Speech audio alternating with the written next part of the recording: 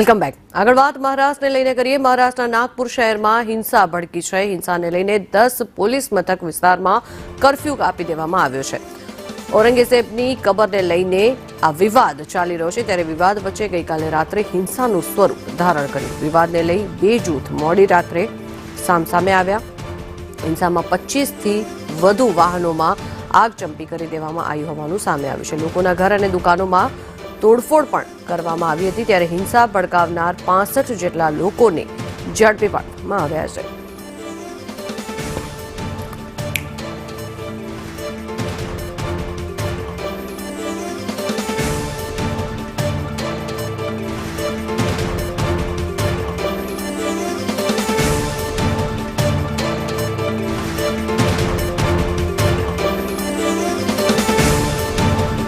Ready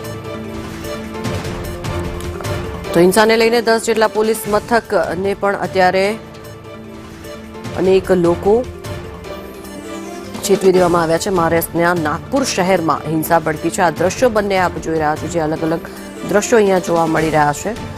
આગચંપી કરવામાં આવી અનેક જેટલા ઘરો અને દુકાનોમાં। ત્યારે ઔરંગઝેબની કબરને લઈને આ જે સમગ્ર વિવાદ ચાલી રહ્યો હતો, તેને લઈને પોલીસ દ્વારા કોમ્બિંગ પણ હાથ ધરવામાં આવ્યું।